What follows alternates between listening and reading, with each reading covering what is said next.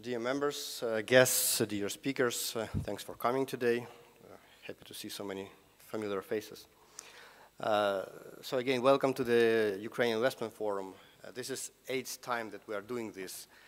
And this is really an opportunity to gather our members, candidates, volunteers, partners, and just friends to sit for a day, learn something new, strategize, and just, as we say it, just take the temperature of the industry where we are.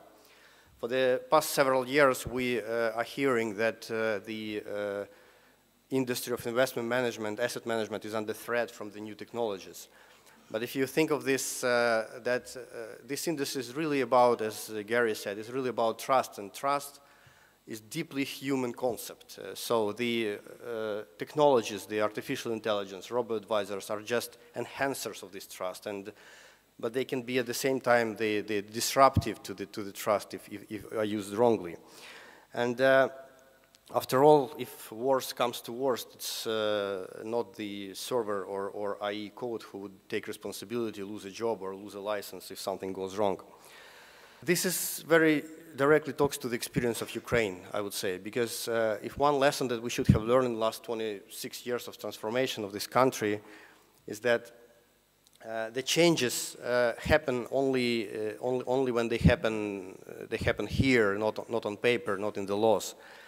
And building the Ukrainian investment management community, which is very small, really hibernating, is the goal of our organization, and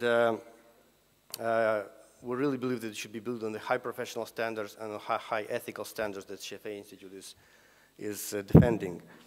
That is why CFA Society Ukraine gladly agreed and taken upon the opportunity to engage with the Ukrainian Securities Commission to prepare the proposals to completely overhaul the system of the qualification exams that exist in Ukraine for the capital markets.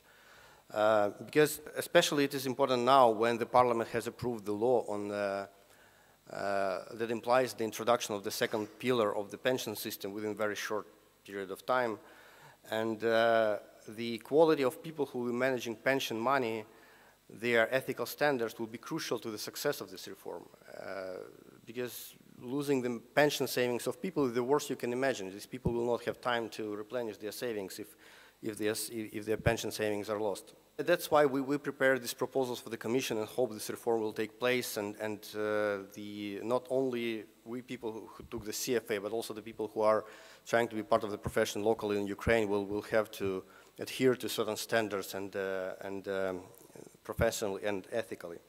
Besides the ethics and qualities of people who manage assets and money, we think that the good corporate governance is another pillar or even the mechanism of trust.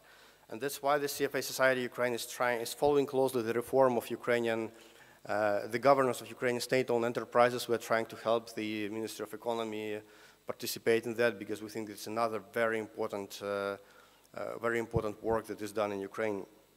And we are really do as much as we can. We are really not that big organization, just 126 members in Ukraine, but we are trying to make a big impact through providing cutting-edge knowledge of the investment instruments that exist in Ukraine and in the world, and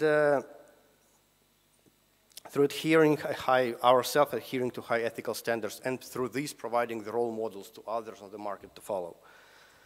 And we, of course, call upon everyone to help us in this, and we are grateful to those who are helping us. Of course, we are grateful to Deloitte, who has helped us to organize this event today. And please use this opportunity to really exchange opinions, learn something, network, and understand where we are, where we should go. Thank you.